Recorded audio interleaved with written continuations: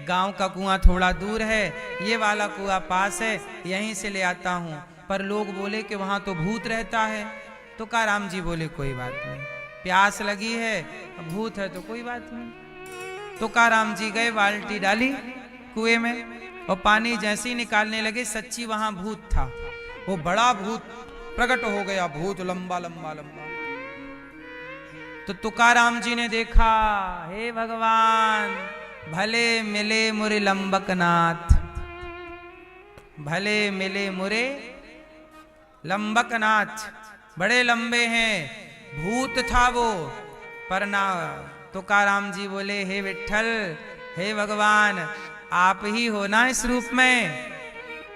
भूत समझकर जिसे दुनिया डरती थी, उस भूत में भी एक भक्त ने भगवान का दर्शन किया, और उनकी भावना के कारण उस भूत से भगवान नामदेव जी, विठ्ठल भगवान प्रकट हो गए तुकाराम जी के लिए।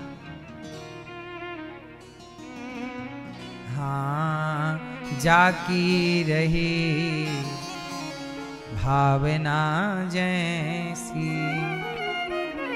प्रभु मूरत देखी तिन तैसी। प्रहलाद जी को देख लीजिए,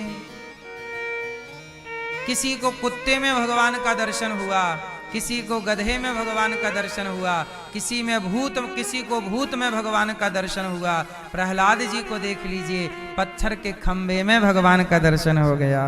हिरण्यकश्यप बोला, कहाँ है तेरा भगवान? ये रहा, मुझे तो पत्थर दिख रहा है।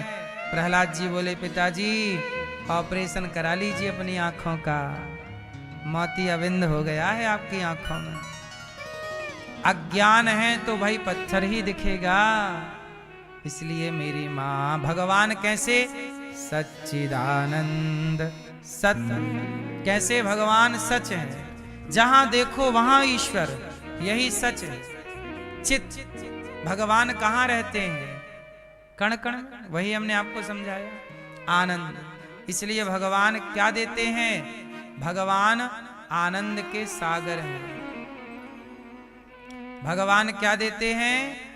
भगवान सुख नहीं देते। सुख कौन देता है? आपके कर्म। सुख कौन देता है?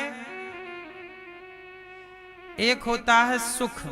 अच्छा, सुख का उल्टा क्या होता है? दुख। सुख मिलेगा तो दुख भी मिलेगा, क्योंकि दो पहलू हैं। सुख का उल्टा दुख। सुखी जो आज है, दुखी भी वही होगा। आपने अच्छे कर्म किए तो सुख मिला, बुरे कर्म किए तो दुख मिला। तो कर्मों से सुख दुख मिलता है, पर जब भगवान की कृपा हो जाती है तो सुख नहीं मिलता, फिर आनंद मिलता है। और आनंद का उल्टा कुछ नहीं होता।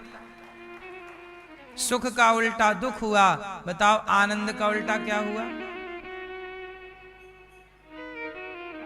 आनंद का उल्टा कुछ नहीं है। इसलिए आनंद में रहो, और आनंद में आज वही हैं जिन पर भगवान की कृपा। आपके कर्मों का जो फल है वह सुख दे सकता है, वह आनंद नहीं दे सकता। लेकिन भगवान की शरणागति हो जाए, समर्पण हो जाए, भगवान काम करते रहिए, आप भगवान को याद रखिए, फिर आनंद मिलेगा। और ये आनंद अखंड रहेगा। आनंद चाहे पेड़ की छांव में रहो, चाहे महलों में रहो, हर समय आनंद है। भगवान की कृपा जब होती है तो फिर वस्तु की कीमत नहीं रह जाती। बात समझिए ना।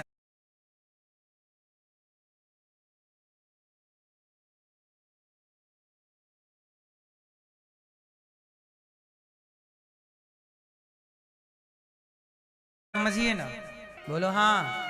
नाम मिलने पर रोता है और आपसे गुस्सा हो जाता है, बोलो हाँ।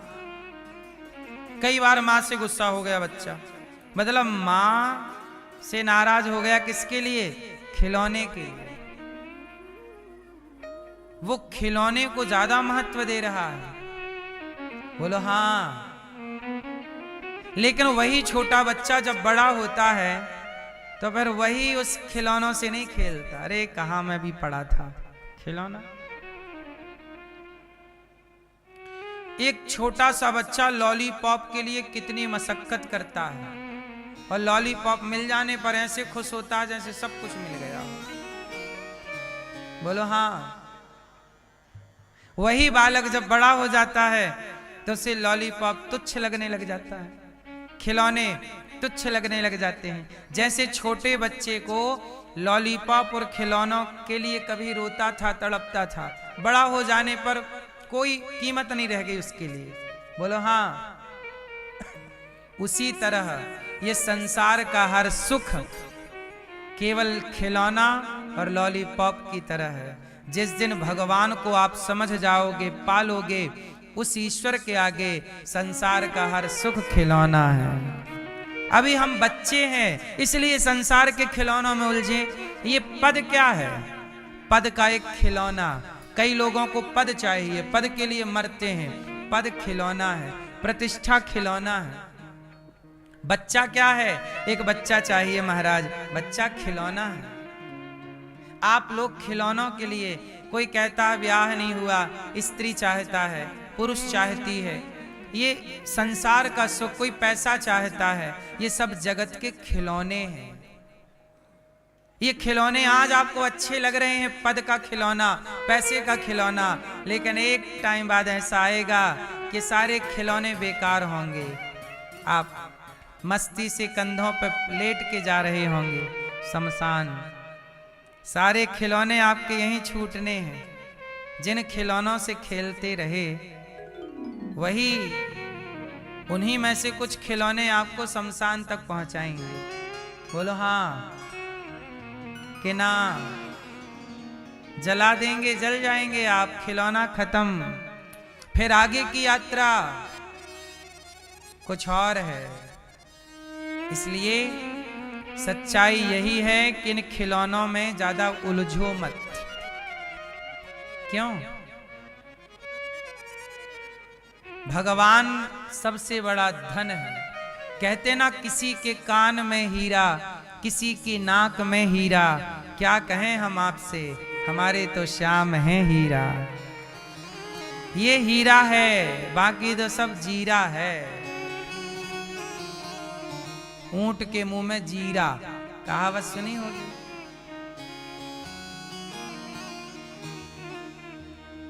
ऊंट के मुंह में, ये जगत के पीछे भागने वाला समझदार तो नहीं हो सकता।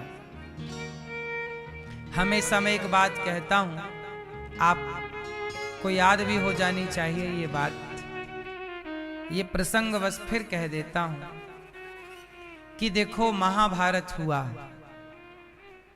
किसके लिए हुआ? जमीन के लिए हुआ। पांडव 5 गांव मांग रहे थे। दुर्योधन बोला, मैं सुई की नोक बराबर भी नहीं दूंगा। जिस जमीन के लिए महाभारत हुआ, वो जमीन आज भी जहां की तहां पड़ी है, लेकिन उस जमीन के लिए लड़ने वाले कहां गए किसी को नहीं पता।